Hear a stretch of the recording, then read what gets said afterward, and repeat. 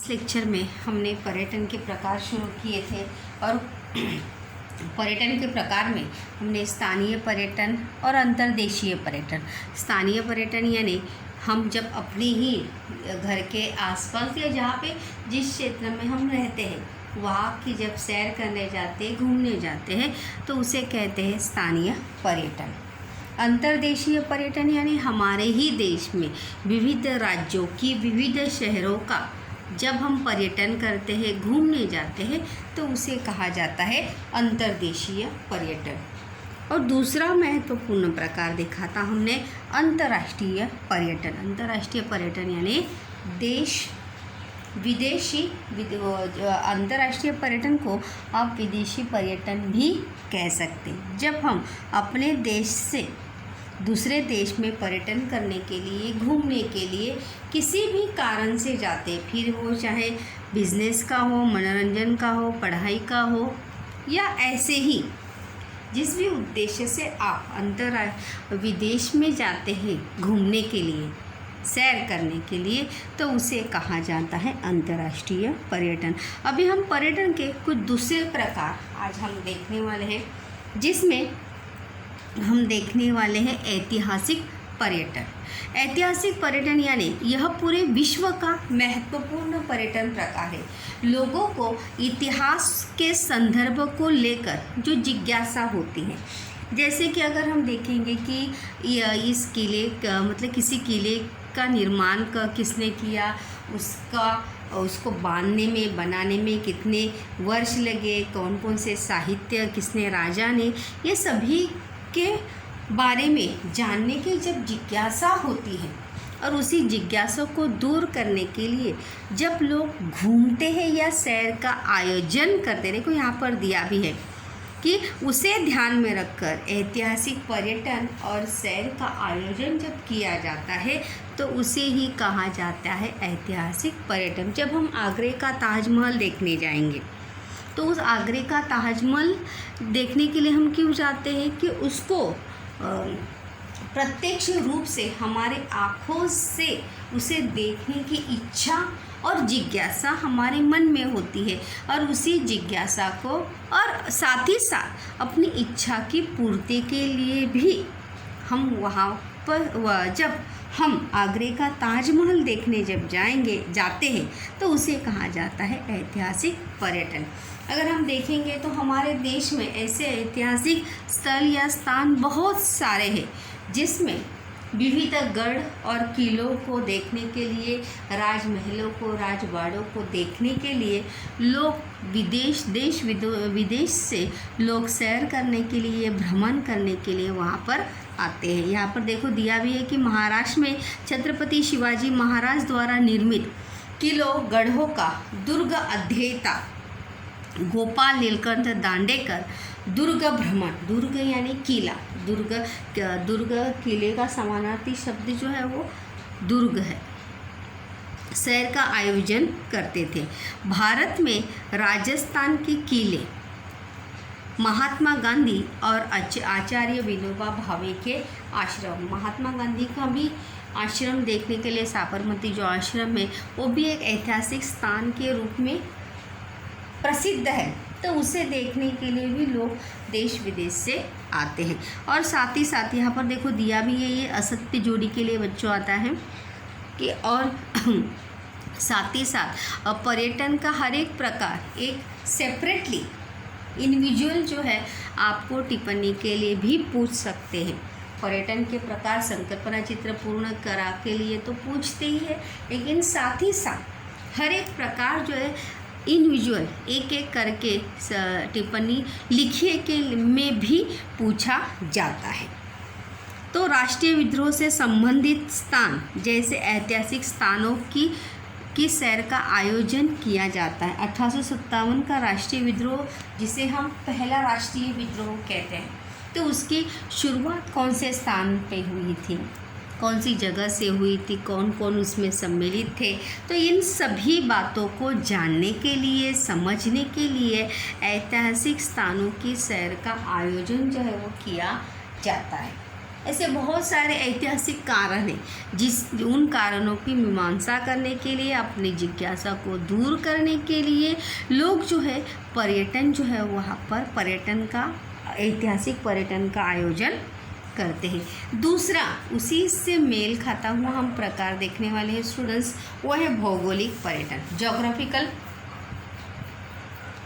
Tourism, जिसे हम कहते हैं कि विभिन्न भौगोलिक विशेषताओं का निरीक्षण करने हेतु जिस पर्यटन का या जिस शहर का आयोजन किया जाता है उसे कहा जाता है भौगोलिक पर्यटन। क्योंकि हर राज्य की, हर देश की या हर इसकी भौगोलिक परिस्थिति जो है वो एक जैसी कभी भी या कदापि भी होती नहीं। तो उसी भौगोलिक विशेषताओं का निरीक्षण करने और तापमान, टेम्परेचर जो है वहाँ हर क्षेत्र की, हर शहर की, हर राज्य की एक जैसी होती नहीं, और ना ही वहाँ का भौगोलिक वातावरण जो है वो एक जैसा होता है। तो उसी भौगोलिक वातावरण को देखने के लिए, समझने के लिए लोग जो है भौगोलिक पर्यटन करते हैं। ऐसे बहुत सारे क्षेत्र जो है वो भौगोलिक पर्यटन में आते हैं, जैसे समुद्र किनारे की सैर करना। हमारे भारत में देश में और विदेश में से बहुत सारे समुद्र किनारे हैं कि जिनकी सैर करने के लिए या जिनका निरीक्षण हेतु जो है देश विदेश से लोग जो है पर्यटन करने के लिए आते हैं।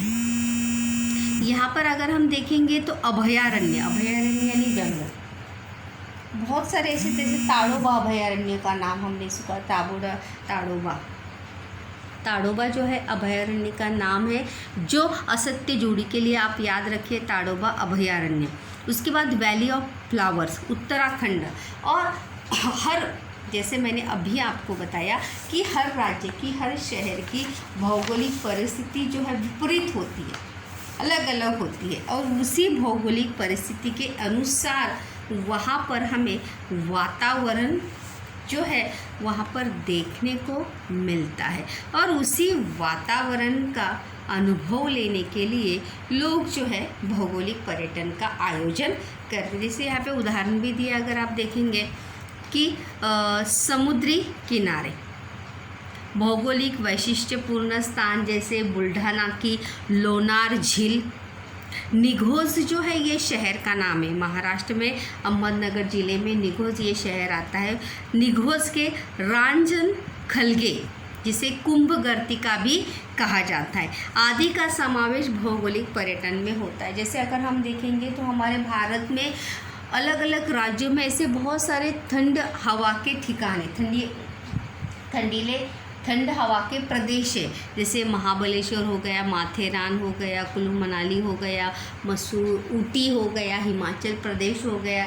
ऐसे बहुत सारे जहाँ का वातावरण जो है या उस वातावरण में प्रकृति की या प्राकृतिक सुंदरता को देखने के लिए लोग देश विदेश से वहाँ पर पर्यटन करने के लिए वहाँ पर आते हैं, या उस क्षेत्र की, उस शहर की हम अपने मन में ज़रूर ऐसी इच्छा रखते हैं कि इन फ्यूचर में अगर हमें महाबलेश्वर, माथेरान, ऊटी, मसूरी, हिमाचल प्रदेश, अगर ऐसी जगह पर जाकर अगर वहाँ की भौगोलिक, या गोवा हो गया, ऐसे बहुत सारे समुद्र, देश या विदेश के समुद्र किनारे हैं जिनके जब वहाँ की प्रकृति सुंदरता, यहाँ पे देखो दिया भी है कि इनमें से अनेक स्थानों की प्रकृति का अवलोकन करने की यानी उसे समझने की, देखने की इच्छा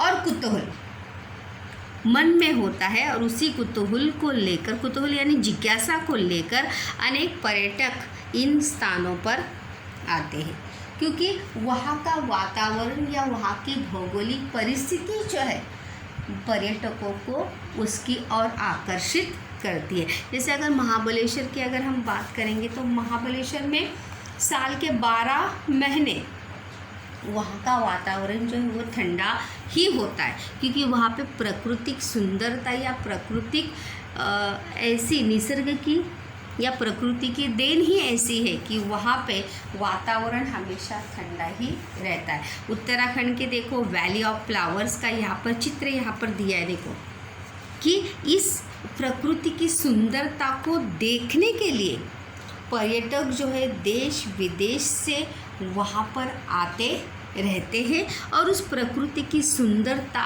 को अपने आँखों में समाकर उस सुंदरता को निहारते हैं कि किस प्रकार, क्योंकि हर परिस्थिति हर भौगोलिक वातावरण जो है एक जैसा हमें कभी भी देखने को मिलता नहीं। तो हमेशा मनुष्य को जो है चेंज चाहिए होता है, परिवर्तन चाहिए होता है और उसी परिवर्तन का आनंद लेने के लिए लोग भी भौगोलिक पर्यटन का आनंद जो है वो हमेशा उठाते हैं। लोग देखे जैसे ही गर्मी की छुट्टी वगैरह होती है तो बहुत सारे लोग जो है ऐसी ठंड हवा की जो जगह है, स्थान है, वहाँ पर पिकनिक जो है वो प्लान करते हैं। उसमें 2 उद्देश्य होते हैं, प्रकृति का अवलोकन करने की तो इच्छा होती है, लेकिन साथ साथ उस प्रकृति की प्राकृतिक सुंदरता को देखने की या उसका आनंद उठाने की भी इच्छा मन में होती है। उसके बाद हम देखने वाले हैं यहाँ पर मालूम कर ले भी ऐसे टॉपिक्स हर चैप्टर में अलग अलग प्रकार के होते हैं।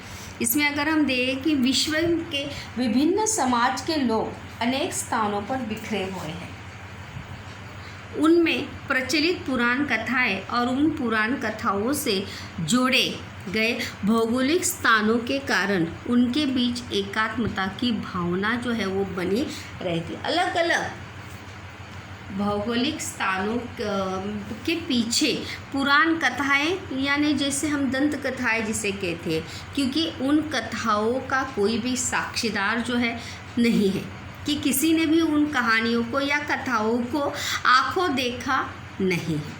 तो ऐसे पुराण कथाओं से जोड़े गए भौगोलिक स्थान, जैसे देखो कहा जाता है कि यहाँ पर पांडवों ने कुआं खोदा था, यहाँ पर पर्णकुटिका राम ने बनाई थी। ऐसे बहुत सारी पुराण कथाएं हैं कि उन पुराण कथाओं के साथ साथ भौगोलिक स्थान भी जुड़े हैं, उस क्षेत्र या वो जगह जुड़ी है और लोग उस क्षेत्र को देखने के लिए जाते हैं। जैसे देखो यहाँ पर उदाहरण दिया है कि धार्मिक पर्यटन भी प्रारंभ हुआ। धार्मिक पर्यटन भी एक प्रकार है बच्चों, पर्यटन के प्रकार में धार्मिक पर्यटन जो पूजा अर्चा या तीर्थ यात्रा के उद्देश्य से जो किया जाता है उसे कहा जाता है धार्मिक पर्यटन। जैसे शिरडी घूमने जाते हैं लोग, अष्टविनायक की यात्रा करते हैं, 12 ज्योतिर्लिंग की यात्रा करते हैं। ऐसे बहुत सारे धार्मिक पर्यटन के टाइप्स होते हैं। जैसे 4 धाम की यात्रा करने जाते हैं, 12 ज्योतिर्लिंग जो शिव ऐसा कहा जाता है, ऐसी पुराण कथाएं हैं कि कहा जाता है कि जिस जिस स्थान पर भगवान शिव शंकर प्रकट हुए थे उन स्थानों को क्या कहा जाता है, ज्योतिर्लिंग। मतलब हमारे भारत के विविध ऐसे स्थान हैं जहाँ पर भगवान शिव शंकर खुद प्रकट होकर उन्होंने लोगों को दर्शन दिए थे। और ऐसे कितने ज्योतिर्लिंग उन्हें कहा जाता है ज्योतिर्लिंग। क्या कहा जाता है, ज्योतिर्लिंग। जैसे भीमाशंकर है, ऐसे बहुत केदारनाथ है, ऐसे तो ये 12 ज्योतिर्लिंगों में से एक है। तो ऐसे और इनके पीछे क्या है, पुराण कथाएं जुड़ी हुई हैं, पुराण कथाएं जुड़ी हुई और उन पुराण कथाओं के साथ साथ लोगों की धार्मिक भावनाएं भी जुड़ी हुई है। जिस प्रकार से देखो ऐसा कहा भी जाता है कि शिरडी में साईं बाबा जो है वहाँ पे निवास करते थे, लोगों की सेवा करते थे, लोगों की समस्याओं को सुलझाते थे। तो इसीलिए वहाँ शिरडी से जो है लोगों की धार्मिक भावनाएं जुड़ी हुई हैं और इसीलिए इनमें से अधिकार स्थानों पर लोगों को सुविधा प्राप्त हो, इसलिए पुण्य श्लोक अहिल्याबाई होलकर ने अपने व्यक्तिगत धन से समाजोपयोगी कार्य किए हैं। मतलब उस समय जहाँ पे शिवाजी महाराज के समय की बात है, पेशवा वगैरह का जब राज्य था, तो उस समय अहिल्याबाई होलकर ने लोगों कि मतलब लोगों की आने जाने में कोई कठिनाई ना हो, इसलिए उन्होंने अपने व्यक्तिगत धन से समाज उपयोगी कार्य किए थे। मतलब आने जाने, उस समय देखो आने जाने के लिए किसी या जहाज़, रेलवे, हवाई जहाज़, ऐसी किसी भी सुविधा जो है उस समय उपलब्ध नहीं थी। तो जो साधन उपलब्ध हों, उन्हीं उपलब्ध साधनों के माध्यम से अहिल्याबाई होलकर ने कार्य किए थे। दूसरा हम प्रकार देखने वाले हैं, वो है स्वास्थ्य पर्यटन। स्वास्थ्य पर्यटन यानी भारत में मिलने वाली चिकित्सा संबंधी सेवाएं और सुविधाएं पाश्चात्यों की दृष्टि से सस्ती और उत्तम श्रेणी की होती है। मतलब कभी हम इलाज करने के उद्देश्य से एक राज्य से दूसरे राज्य में, एक शहर से दूसरे शहर में, एक देश से दूसरे देश में जब जाते हैं तो उसे कहा जाता है स्वास्थ्य पर्यटन। और ऐसा कहा भी जाता है कि और देश की अपेक्षा हमारे देश में जो सेवा और सुविधा है वो क्या है, सस्ती और उत्तम श्रेणी की होती है, अच्छे दर्जे की होती है। इसीलिए परिणाम स्वरूप विदेशी लोग जो है वो भारत में आना चाहते हैं अपने स्वास्थ्य का इलाज कराने के लिए या अपने चिकित्सा संबंधी समस्याओं को दूर करने के लिए। इन शॉर्ट में अगर कहेंगे कि स्वास्थ्य पर्यटन यानी जब हम इलाज करने के लिए किसी बीमारी का एक स्थान से दूसरे स्थान जाते हैं, एक शहर से दूसरे शहर जाते हैं, उसे कहा जाता है स्वास्थ्य पर्यटन। भारत में विपुल मात्रा में सूर्य प्रकाश होता है, उसका लाभ प्राप्त करने के लिए अनगिनत लोग भारत में आते हैं। और भारत में योग अभ्यास जो है पुरान काल से, या योग की उपज जो है भारत में ही हमें सबसे पहले देखने को मिलती है। तो वो योग शिक्षा प्राप्त करने के लिए आयुर्वेदिक या आयुर्वेद के बारे में जानकारी प्राप्त करने के लिए आयुर्वेदिक उपचार हेतु विदेशी पर्यटक जो है वो भारत आते हैं और उसे कहा जाता है स्वास्थ्य पर्यटन। मतलब हम अपने देश में जाएं या अपने देश से दूसरे देश में जाएं या विदेश से पर्यटक भारत में आए, चाहे वो उपचार हेतु हो या अध्ययन हेतु हो। नेक्स्ट प्रकार हम स्टूडेंट्स देखने वाले हैं वो है कृषि पर्यटन। कृषि पर्यटन जो है, भारत जो है कृषि प्रधान देश माना जाता है कि शहरी संस्कृति में पले बढ़े और कृषि जीवन से अनजान लोगों के लिए कृषि पर्यटन भी एक प्रकार है, क्योंकि बहुत सारे लोग जो है खेती के बहुत सारे कामों के बारे में जानते नहीं। कुछ लोग जानने के लिए जाते हैं, समझने के लिए जाते हैं, और कुछ लोग अपने ज्ञान में वृद्धि करने के लिए या उस वहाँ पर किस प्रकार की खेती की जाती है, किस प्रकार से नए नए प्रयोगों का या नए नए आविष्कारों का उपयोग लेकर, साधनों का उपयोग लेकर खेती की जाती है, ये जानने के लिए, समझने के लिए जब हम पर्यटन करते हैं तो उसे कहा जाता है कृषि पर्यटन। इसमें देखिए कृषि पर्यटन भी टिप्पणी के लिए है। वर्तमान समय में कृषि पर्यटन शीघ्रता से आगे बढ़ा है, शीघ्रता से यानी बहुत ही तेज़ी से बढ़ा है, क्योंकि औद्योगिक क्रांति के साथ साथ खेती में भी ऐसे बड़े नए नए आविष्कार हुए हैं और अलग अलग साधनों के माध्यम से नए नए प्रयोग जो है कृषि क्षेत्र में भी किए जाते हैं। अगर हम देखेंगे तो कृषि अनुसंधान केंद्रों, कृषि विश्वविद्यालय बहुत बड़े बड़े खोले गए हैं, जहाँ पर विद्यार्थी जो है खेती की संबंधित, कृषि से संबंधित डिग्री जो है वो प्राप्त करके उसका उपयोग जो है आपने कृषि में करते हैं।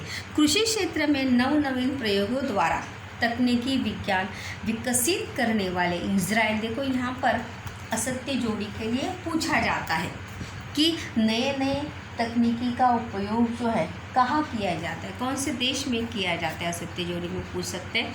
तो वो कौन सा देश में किया जाता है, इजराइल। कौन से देश में किया जाता है, इजराइल देश में किया जाता है। इज़राइल जैसे देशों में कृषि के आधुनिक और तकनीकी विज्ञान की जानकारी प्राप्त करने के लिए जाने लगे। मतलब इज़राइल जैसे छोटे देश में किस प्रकार से खेती की जाती है या किस प्रकार से खेती करते हैं और खेती करते समय कौन कौन से नए नए प्रयोगों का उपयोग करके, नए नए तकनीकी विज्ञान का प्रयोग करके किस प्रकार से वो अपने कृषि उत्पादन को बढ़ाते हैं और उसका अवलोकन करने के लिए, अपने देश में उसका अनुकरण करने के लिए किसान या पढ़ाई या उसका अभ्यास करने वाले, उसके बारे में जानकारी प्राप्त करने वाले लोग जो है वो कृषि पर्यटन अवश्य करते हैं। उसके बाद आप सबसे पसंदीदा जो है वो है क्रीड़ा पर्यटन, खेल संबंधी। 20वीं शताब्दी में खेल पर्यटन इस नए पर्यटन का उदय हुआ है। विश्व स्तर पर ओलंपिक, विंबलडन, अगर हाल ही में देखेंगे तो आईपीएल ख़त्म हुआ। आईपीएल के मैचेस जो है कहाँ पर हुए थे? दुबई हुए थे। तो जो खिलाड़ी वहाँ पर गए थे, वहाँ पर सबको देखने की तो अनुमति नहीं थी, लेकिन लिमिटेड लोग जो वहाँ पर गए थे वो किस उद्देश्य से गए थे? खेलने के उद्देश्य से गए थे। तो उसे ही कहा जाता है क्रीड़ा पर्यटन। विश्व शतरंज प्रतियोगिता, अंतर्राष्ट्रीय क्रिकेट की प्रतियोगिताएं, तो भारतीय स्तर पर हिमालयन कार रैली, मैराथन, ऐसे बहुत सारी क्रीड़ा प्रतियोगिताओं का आयोजन जो है वो किया जाता है। फिर चाहे वो देश में हो या विदेश में हो या राज्य के अलग अलग शहरों में हो। तो जब हम क्रीड़ा हेतु जब एक शहर से दूसरे शहर, एक राज्य से दूसरे राज्य, एक देश से दूसरे देश में जाते हैं तो उसे ही कहा जाता है क्रीड़ा पर्यटन। महाराष्ट्र केसरी कुश्ती प्रतियोगिता जैसी प्रतियोगिताओं में भी एक प्रकार है और इन प्रतियोगिताओं को देखने जाना खेल पर्यटन जो है वो कहलाता है। जैसे कुश्ती का खेल देखने के लिए या कुश्ती प्रतियोगिता देखने के लिए देश विदेश से लोग जो है वो आते हैं। और केसरी जो है एक कुश्ती में मिलने वाला महाराष्ट्र केसरी जो है एक सम्मान है, पुरस्कार का नाम है केसरी। महाराष्ट्र केसरी जो है पुरस्कार का नाम है। याद रखिए कि किस खेल में दिया जाता है? कुश्ती प्रतियोगिता। असत्य जोड़ी के लिए पूछा जा सकता है किस खेल में दिया जाता है? कुश्ती इस खेल में दिया जाता है और उस पुरस्कार का नाम क्या है? महाराष्ट्र केसरी। और इन प्रतियोगिताओं को देखने के लिए जब हम अपने राज्य से दूसरे राज्य में शहर से जाएंगे तो उसे कहा जाता है क्रीड़ा पर्यटन। और बच्चों, जब क्रीड़ा पर्यटन देश के साथ साथ उस खेल के उद्देश्य के साथ साथ, जब खेलने का उद्देश्य तो होता ही है, लेकिन प्रतियोगिता का उद्देश्य तो होता है, लेकिन साथ साथ जब हम प्रतियोगिता के साथ साथ वहाँ की सैर भी करते हैं तो उसे कहा जाता है प्रासंगिक पर्यटन। देखो, बहुत ही ईजी ये प्रकार है। प्रासंगिक पर्यटन किसे कहते हैं? प्रासंगिक पर्यटन यानी मनुष्य पर्यटन अर्थात घूमने के कारण ढूंढता है, क्योंकि घूमने के लिए मनुष्य को किसी खास या स्पेशल वजह की आवश्यकता होती नहीं। वो कारण जो है वो रीज़न ढूंढता रहता है कि कौन सी वजह से मुझे घूमने जाने का मौका या अवसर मिले। और जब ऐसा अवसर या ऐसी वजह उसे मिलती है तो वो उसका ज़रूर फ़ायदा या लाभ उठाता है। 21वीं शताब्दी में ऐसे अनेक अवसर उपलब्ध हुए हैं, क्योंकि जैसे 20वीं सेंचुरी है, शताब्दी है, बहुत सारी प्रगति, विश्व में बहुत सारी आधुनिक प्रगति हुई है और उस आधुनिक प्रगति के कारण बहुत सारे अनेक देशों में फिल्म फेस्टिवल, जैसे फिल्म की शूटिंग के लिए लोग जाते हैं, तो फिल्म की शूटिंग के लिए जब पूरा यूनिट जाता है, हीरो हीरोइन के साथ साथ पूरा यूनिट जाता है, तो मानो हम अपने ही देश की बात करेंगे तो अपने देश में अगर गोवा में शूटिंग कर रहे हैं तो गोवा में शूटिंग करने के साथ साथ वहाँ पर वो गोवा की सैर भी करते हैं, कि चलो हम अगर यहाँ पर आए ही हैं तो हम क्या कर लेते हैं, यहाँ की प्रसिद्ध जगह को हम देख लेते हैं। सम्मेलन, अंतर्राष्ट्रीय पुस्तक प्रदर्शनी आदि इन उद्देश्यों को लेकर लोग विभिन्न स्थानों पर जाते रहते हैं। महाराष्ट्र के साहित्य प्रेमी भी प्रतिवर्ष आयोजित किए जाने वाले अखिल भारतीय मराठी साहित्य सम्मेलन का आयोजन भी महाराष्ट्र के विविध शहरों में किया जाता है और उस अखिल भारतीय मराठी साहित्य सम्मेलन में बहुत सारे कवि लेखक जो है वहाँ पर सम्मिलित होते हैं। प्रासंगिक पर्यटन की अगर हम बात करेंगे तो प्रासंगिक पर्यटन यानी जैसे हम कहते हैं कि मौके का फ़ायदा उठाना, मतलब एक तीर से दो निशान लगाना। जैसे अगर हम कोई शादी अटेंड करने के लिए अगर हम पूना गए हैं, मानो फॉर एग्ज़ाम्पल पूना गए हैं, पूना हमने पहले कभी भी देखा नहीं है, तो शादी अटेंड करने के बाद या शादी का समारोह होने के बाद हम क्या सोच लेते हैं कि चलो भाई हम शादी के बहाने पूना आए हैं, तो चलो इसी बहाने हम क्या कर लेते हैं, पूना की सैर कर लेते हैं, पूना में जो प्रसिद्ध जगह है उसे देख लेते हैं। तो उसे कहा जाता है प्रासंगिक पर्यटन। मतलब हम वहाँ पे पूना का पर्यटन करने के उद्देश्य से पूना आए थे क्या? नहीं, हमारा उद्देश्य कुछ अलग और था, हम शादी अटेंड करने के लिए आए थे। लेकिन जब हम आए हैं तो उसकी भी आनंद उठाना चाहिए या उसका फ़ायदा जगह का फ़ायदा या मौके का फ़ायदा उठाना चाहिए। इस उद्देश्य से जो पर्यटन किया जाता है उसे कहा जाता है प्रासंगिक पर्यटन। फिर चाहे वो फिल्म फेस्टिवल हो, सम्मेलन हो, जहाँ पे लोग मनोरंजन के हेतु जाते हैं, व्यवसाय के हेतु जाते हैं, तो सिर्फ व्यवसाय के हेतु जाते हैं तो सिर्फ बिजनेस या मीटिंग अटेंड करने के साथ साथ वहाँ की स्पेशल जगह की भी वो सैर करते हैं। जो वहाँ पर प्रसिद्ध या जानी मानी जो जगह है वहाँ की भी सैर वो ज़रूर करते हैं, तो उसे कहा जाता है प्रासंगिक पर्यटन। सो स्टूडेंट्स, हमने आज पर्यटन के जो बचे हुए प्रकार थे वो आज हमने देखे कि स्थानीय पर्यटन, अंतर्देशीय पर्यटन,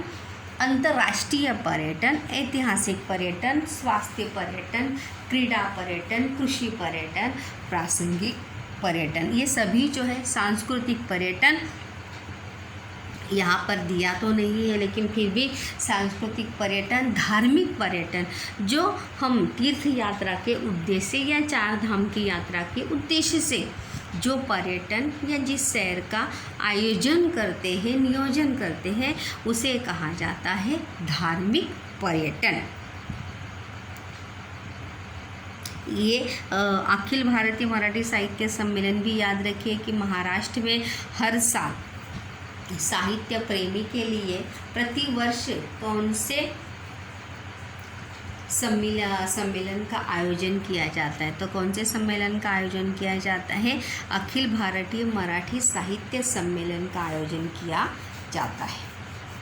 तो उसे अटेंड करने के लिए पूरे देश के साहित्य प्रेमी जो है वहाँ पर उपस्थित होकर साहित्य सम्मेलन तो सम्मिलित होते ही हैं, लेकिन वहाँ की भी जगह की सैर करते हैं। और प्रासंगिक पर्यटन जो है मनुष्य हमेशा इस प्रासंगिक पर्यटन से मतलब प्रासंगिक पर्यटन जो है मनुष्य को सबसे पसंदीदा जो है वो अगर पर्यटन कोई है तो वो प्रासंगिक पर्यटन है, क्योंकि उसकी प्लानिंग जो है वो कभी भी करता नहीं, अचानक से ही वो मौके का फ़ायदा या सुनहरे अवसर का फ़ायदा उठाते हुए वहाँ की वो सैर करने निकल पड़ता है।